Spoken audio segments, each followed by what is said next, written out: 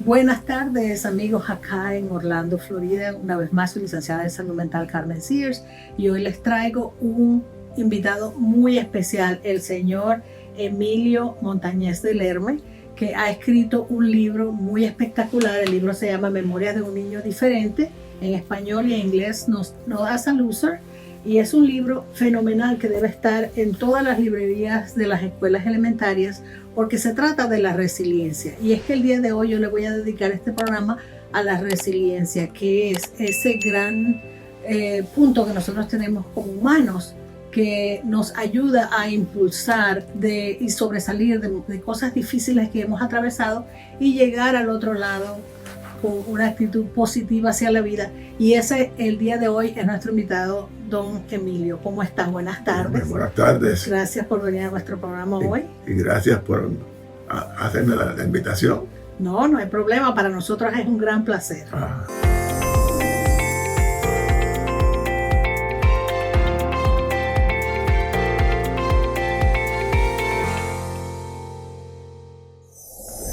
Entonces, ¿qué le parece hoy que vamos a hablar de la resiliencia, de cómo enfrentar problemas cuando nosotros tenemos y llegar al otro lado en forma positiva? Bueno, para mí me sería muy bueno que se conozca los lectores, las cosas que hemos tenido que afrontar toda esta vida, desde los 7 años en la escuela, mi primer grado, hasta el colegio mi carrera de abogado. Exacto, usted llegó a ser un gran abogado en la isla de Puerto Rico, así que bueno, eso ha sido un placer tremendo. Bueno, ahora yo le voy a hacer algunas preguntas para que nuestros oyentes escuchen, y obviamente al final del programa, si ustedes tienen preguntas, por favor déjenlas en los comentarios. Ajá. Bueno, don Emilio, ¿por qué no nos cuenta un poquito cuándo fue el nacimiento suyo y los primeros añitos de su vida, cómo fueron? Bueno, yo nací el 19 de julio de 1939. Soy el tercero de 7 hermanos. Mi mamá siempre, aunque tiene una educación superior muy buena, pues se dedicó a ser ama de casa. Mi papá sostenía la vida de nosotros y el sustento de la casa con su trabajo como camionero. En mi nacimiento comenzaron los problemas. En primer lugar, mi mamá tenía anemia, porque la criatura que venía de camino era muy grande, muy fuerte. Efectivamente, surgieron problemas. Era un tiempo donde no había pediatras ni nada, eran comadronas, que eran estas personas que se dedican por su experiencia a los alumbramientos de los niños. Y entonces ahí fue que empezó el problema, porque nací con el ojo izquierdo cerrado. Y estuvieron ahí la comadrona Alexa, mi mamá, que eso es, que vaya a la farmacia, que compren las gotitas que le ponían a los niños cuando nacían. Que eso se iba a curar. Cuando se trajeron el medicamento, me lo pusieron. Cuando se pudo ver el ojo, se encontró que el ojo no estaba derecho. El ojo no estaba derecho. Ahí pues mi mamá me llevaron donde en aquel tiempo oculista. Oculista. Y el oculista pues le dijo a mi mamá que era muy poco lo que podía hacerse ahí. Todas las vecinas de mi mamá se enteraron de la noticia que el nene era visco. Y se llenó mi casa de todas las mamás viendo el nene. Yo era la forma de verme. Después de esa situación, cuando ya yo tenía como 2 o 3 meses, una tía de mi mamá nos visitó. Tía se llama Victorina. Y Victorina, cuando nos ve, se fue a la cuna y observó una cosa que mi mamá en 2 meses no se había dado cuenta. Y era que cuando yo oía ruido o personas hablando por el lado izquierdo, yo miraba a cara hacia el lado izquierdo. Cuando yo oía ruido por el lado derecho, yo me miraba completo en la cuna. Y entonces ella le decía a mi mamá, este muchacho está ciego. Y mi mamá pone el grito y al otro día fue conmigo al a la clínica de los hermanos Fernández, que está en Puerto Tierra, me cuenta ella, para allá para los años 30. Y entonces ellos le dijeron que para eso no había arreglo. Entonces, pues, ahí pues llegué a mi casa, llegué a mis primeros años, antes de empezar la escuela, pues me caracterizaba porque yo era el más que comía. Y yo me comía la comida de mis hermanos. En su casa. Y lo que sobraba. Entonces, yo era decía mi papá que yo era el más cabezón, que yo tenía, que el pelo me crecía muy rápido. Ese era en mi casa lo que se hacía. Entonces, llegó el primer grado. Yo tenía 7 años. Ya vamos a hablar de eso, pero quiero decirles que la resiliencia no implica evitar el sufrimiento, sino ver cómo uno aborda esos sufrimientos y cómo uno desarrolla formas de tratar con él. Sí. Entonces, en específico, en este momento es un perfecto momento para hacerle las preguntas acerca de la escuela, ¿verdad? Sí. Entonces, ¿cuál fue su reacción que usted tuvo el primer día de clases?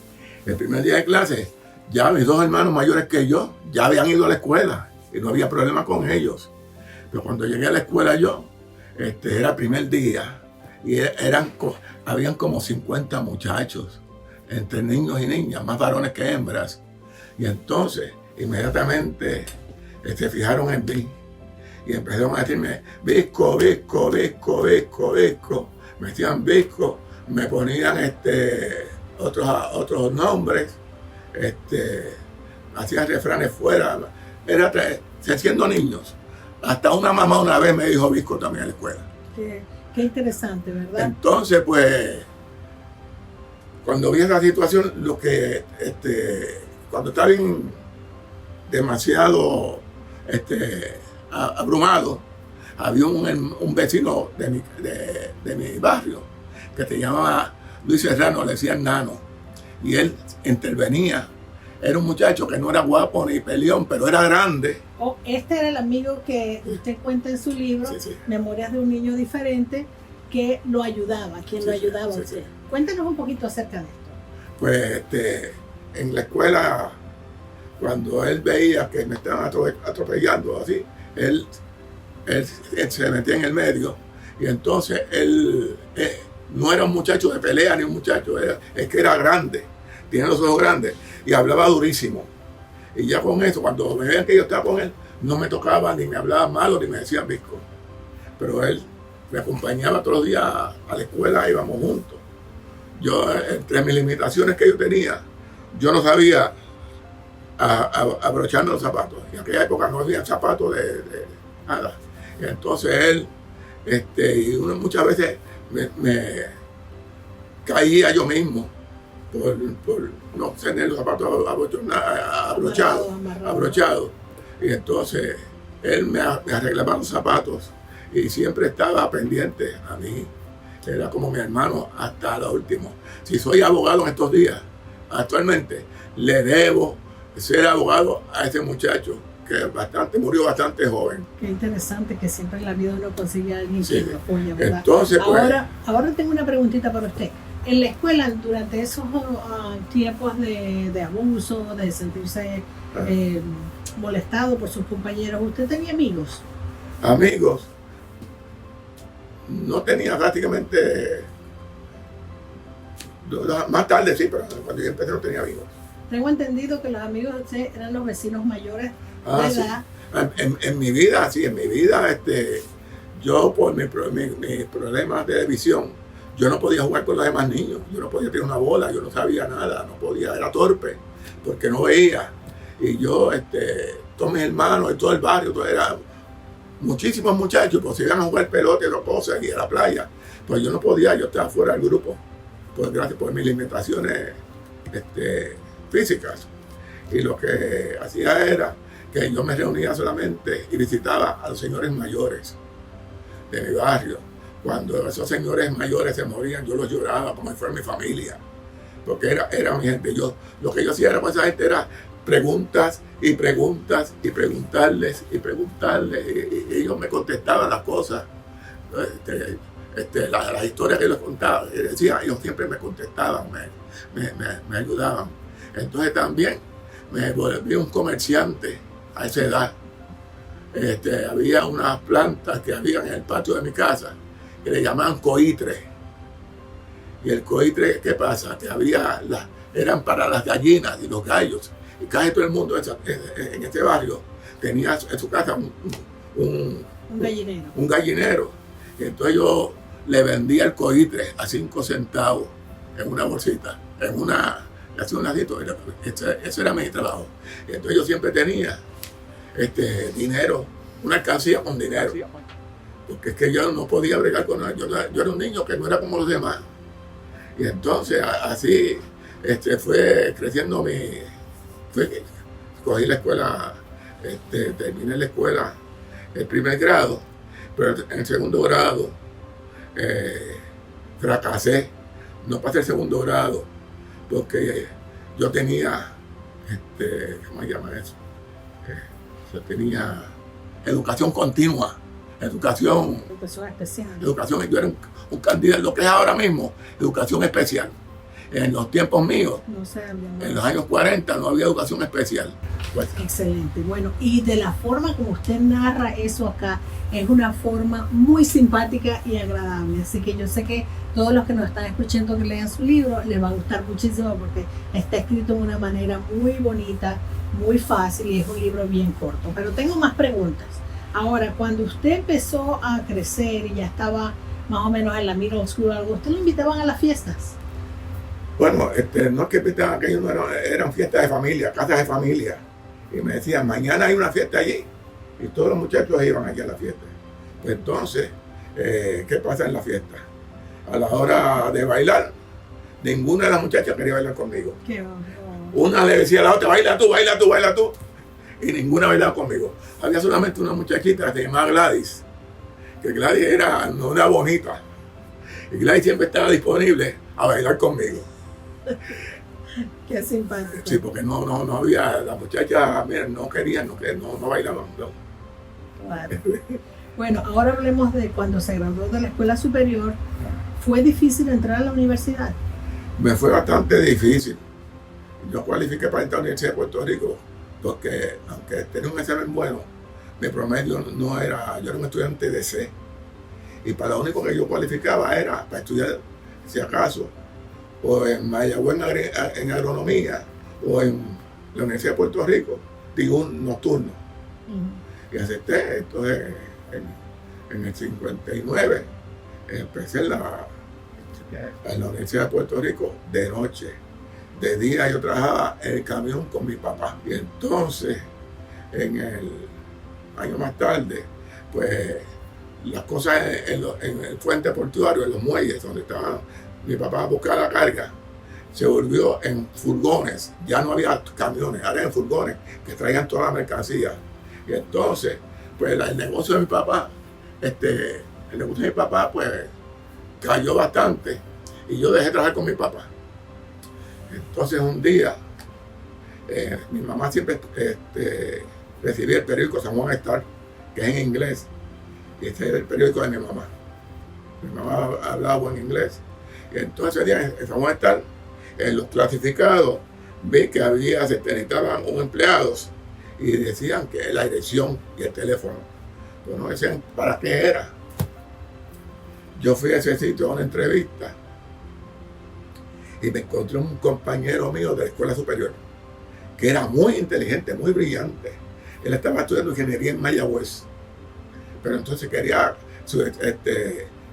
casarse con su novia y el papá no quería que él dejara el colegio de Mayagüez, la ingeniería, porque el papá era ingeniero.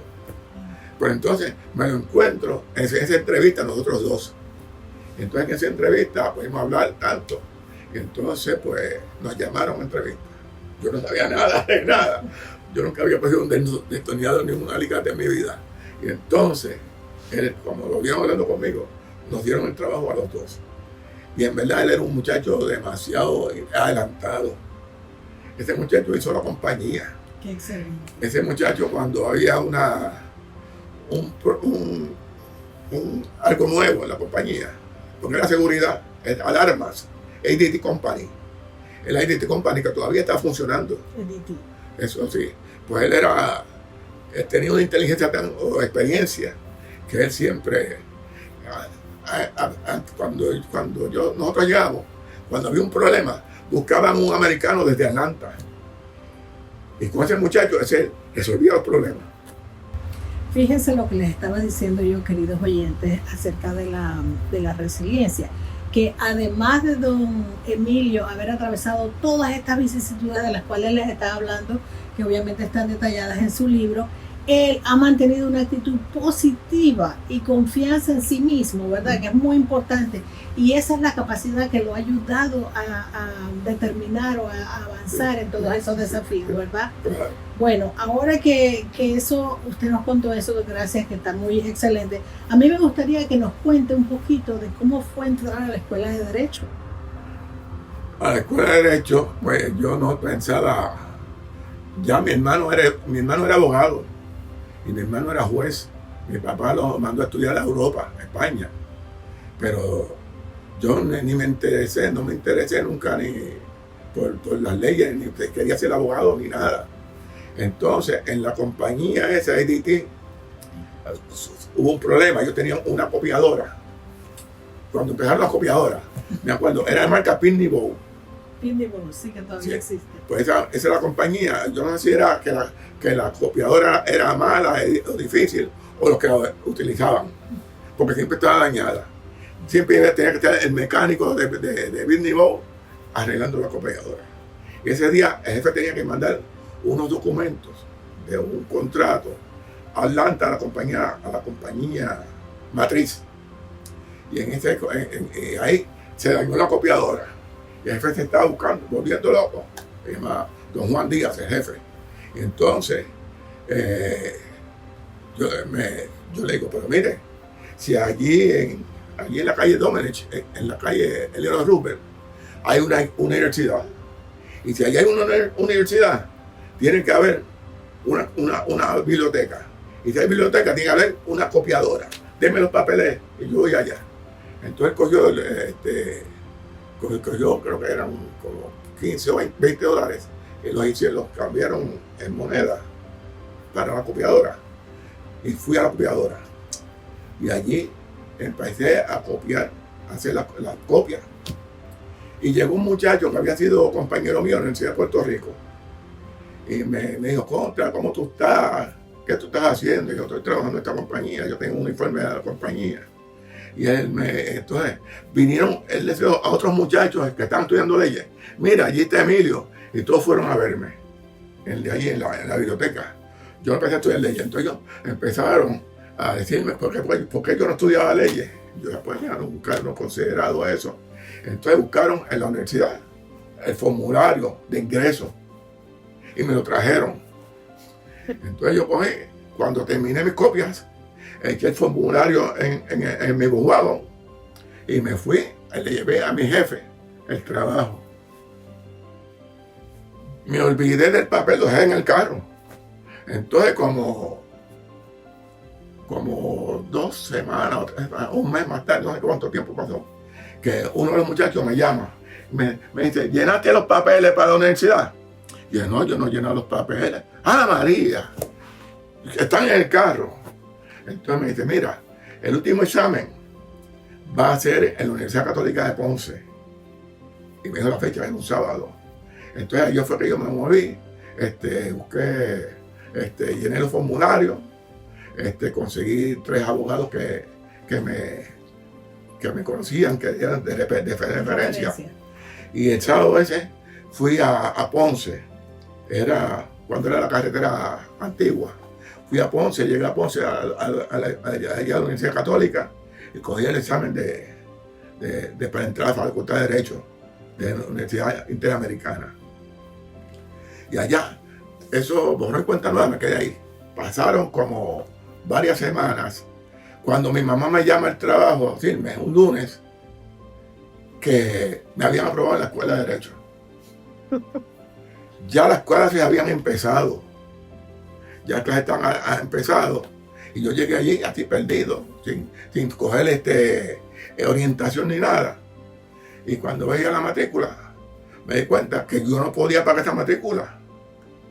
yo con el sueldo que yo ganaba, yo no podía pagar esa matrícula. Eso fue una de las cosas más interesantes que yo leí en el libro, Sí. déjenle saber a las personas Sí, entonces, qué tuvo que hacer para eso. entonces pues, este muchacho Nano que me ayudaba a mí cuando yo era nene, este muchacho era director de rehabilitación vocacional en Puerto Rico, en el gobierno de Puerto Rico, Ajá. que era un cargo como casi de un gabinete. Y entonces fui donde él allá, así, triste ya, a explicarle, mira, tengo este problema. Entonces él me dijo, mira, si es que tú eres impedido, tú no ves por el ojo izquierdo. Yo te voy a mandar donde un médico que lo cubre a rehabilitación vocacional, para que te hagan el examen, para que vean que tú eres impedido. Ajá. Pues hicieron el examen, efectivamente. Pude matricularme. Pude matricularme en la escuela, gracias a este muchacho. Me dieron, aparte de pagarme la matrícula, me daban $300 cada semestre para libros. Y fíjense qué bueno que menciona esto, y yo se lo quiero decir a los que nos están escuchando, porque todavía esta organización que se llama Vocational Rehabilitation, rehabilitación vocacional, existe. Sí. Y aquí en la ciudad de Orlando, así que si usted tiene un hijo o un amigo que necesite rehabilitación vocacional, por favor no duden en comunicarse con ellos, porque es una organización bastante buena. Fíjense que don Emilio la usó muchísimos años antes para entrar a la Facultad de Derecho. Bueno, una vez más, a mí me parece que esta sesión ha sido espectacular para evaluar y dejarle saber a la gente qué es la resiliencia, cuál es el espíritu resiliente de todas esas adversidades que usted tuvo cuando estaba pequeño, cuando estaba creciendo, cuando estaba estudiando, sus amigos de middle school, el dinerito que usted tuvo que hacer. A pesar de todas esas dificultades, usted llegó adelante, se graduó de abogado, ¿verdad? Sí. Y empezó su práctica. Sí. ¿Nos puede hablar un poquito de la práctica? Ajá, bueno, yo la carrera de Derecho la hice un año antes de lo que se necesitaba. Sí. Entonces, pues, un amigo mío de gimnasio se puso muy contento. Se llama Roberto Santana. Él tenía ahora su gimnasio y estaba económicamente muy bien. Y se agradó, le dio tanta alegría verme como yo había llegado y como lo que yo era ahora. Y me regaló $500 para que yo pusiera una oficina. Porque se habló con un amigo, un político de gimnasio, que es político bien influyente y que me conocía a mí, y le dieron la noticia de que yo había pasado la rivalidad de abogado, y el político dijo que yo podía ser juez o fiscal, que él me ayudaba. Y yo le dije, no, yo lo que quiero es una oficina en la calle Loíza. Entonces Roberto Santana me regaló $500. Y con esos $500 yo fui a un sitio donde tienen mercancía esas que sobran de la quiebra, un depositario de la quiebra. Ajá. Y allí compré todo lo que manda a una oficina. Qué increíble, don Emilio, esto ha sido una historia espectacular. Además de esto, queridos oyentes, quiero que sepan que don Emilio es un ávido atleta, se puede decir, porque él ha hecho ejercicio físico-culturista desde muy joven. Fue Mr. San Juan y continúa haciendo ejercicio, y por eso es que él tiene una vitalidad increíble, además de tocar el clarinete. Así que bueno, yo le quiero dar mil gracias una vez más por venir el día de hoy a hablar con nosotros acerca de la resiliencia y del espíritu humano que todos tenemos dentro, para que ustedes sepan que ser resiliente es algo que todos llevamos adentro, que todos podemos sobrellevar todas esas dificultades que nosotros atravesamos en la vida, y que podemos terminar en una actitud positiva y linda como la actitud de don Emilio. Les quiero repetir una vez más, este es el libro Memorias de un niño diferente, en inglés, Noda Saluser, y además don Emilio tiene todo su volumen en la internet, creo que en la Amazon, ¿no? Sí. En Amazon, Historias de mis maestros, volumen 1 al volumen 11. Así que quiero darle muchas gracias una vez más. Bendiciones, gracias por venir el día de hoy. Muchas gracias, muchas bendiciones. Y no se olviden de suscribirse y nos vemos pronto. Chao.